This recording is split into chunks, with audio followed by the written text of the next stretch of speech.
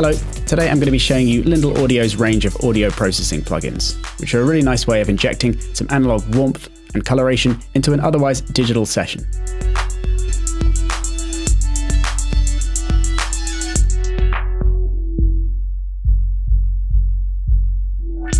The main Channel X plugin is their complete channel strip with all three of their EQ and compressor modules, but each part is also available as a separate plugin if you just want one particular section. So what I'm going to do is run you through each one by one. So let's start by checking out the 6X500 module, which is a couple of filters and then an EQ section where you can boost the bottom and top end. If I just play this drum loop I've got here on a track with the plugin on, and then rotate the large cutoff dials here, you can hear how I can filter out the low and high frequencies.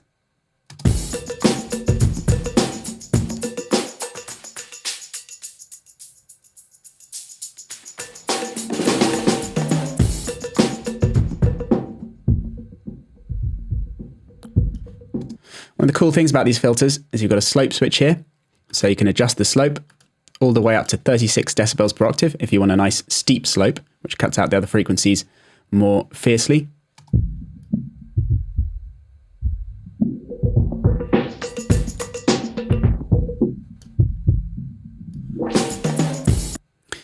In its default state, the plugin is very warm and fuzzy sounding, and that's due to this analog switch down here.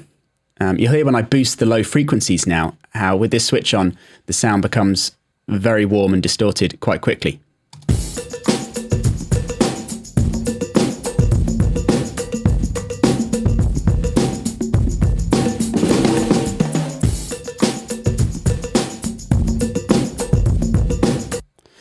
One option, of course, is to switch this out, after which you have a more digital, clean sounding EQ.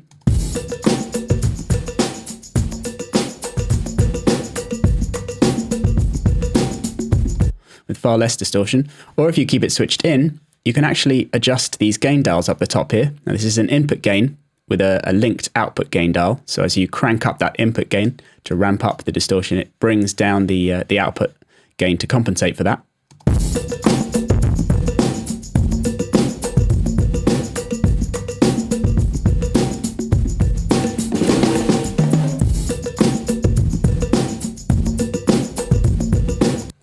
Then there's a high boost dial as well for boosting the high frequencies. And both of these dials are selectable for one of three frequencies here. You've got 30, 60 or 100 Hertz, or 6, 10 and 16 kilohertz for the top end.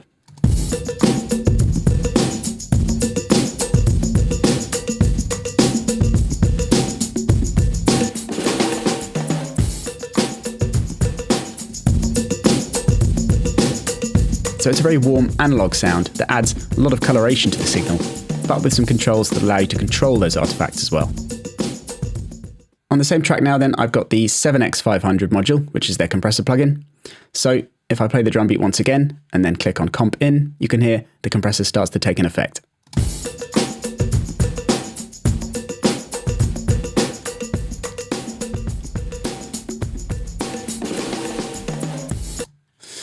Instead of a threshold, they have an input gain dial here.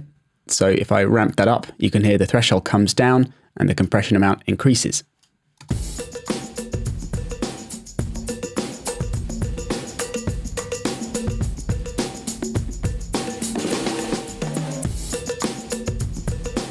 It's also a nice big gain reduction meter here for showing you what's going on. And if you want to increase the compression amount even more, then you have a ratio switch, which can change it to a higher ratio value. And similarly, the attack and release controls have three presets: slow, medium, or fast. Or you have two dials on the right side here for adjusting those controls freely.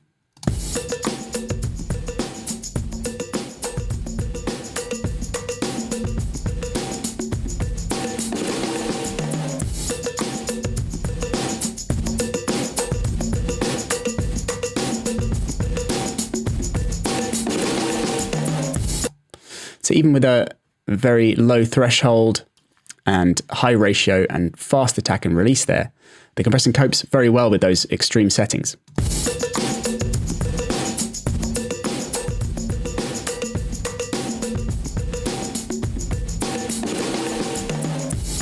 And once the drums are nice and squashed, I can bring up their level with the output gain dial.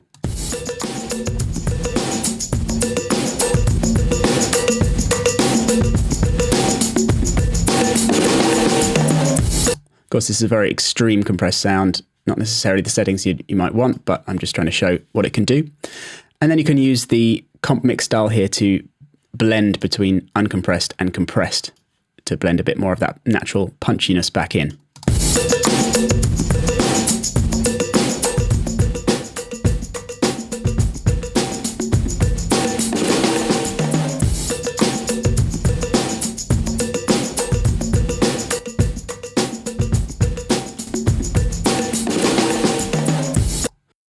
And additionally, there's a sidechain high-pass filter here, which is handy if you want to roll off that bottom end in the sidechain signal so that the louder, lower frequencies are left alone by the compressor.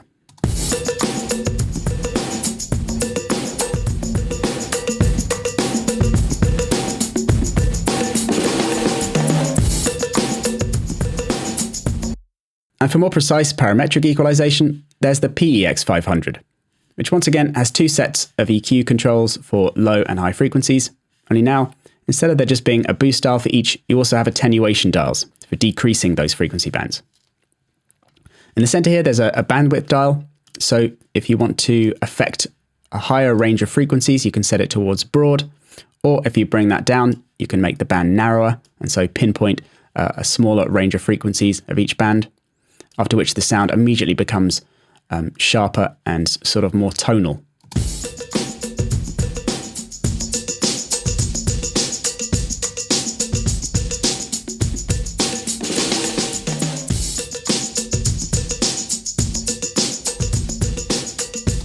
As well as having switches for setting the frequency of each band, you have over on the right here a dial for more precisely setting the high frequency amount from a value between 3 and 16 kilohertz. So as well as boosting or attenuating the very upper frequencies, you can bring it right down to the upper mids here and give a lot more presence to a signal as well.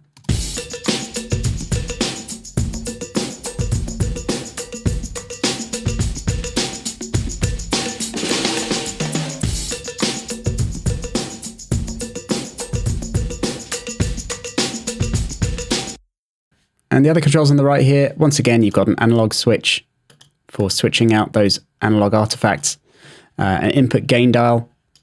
So if you're finding the EQ is boosting the signal a bit too much, you can bring down the level.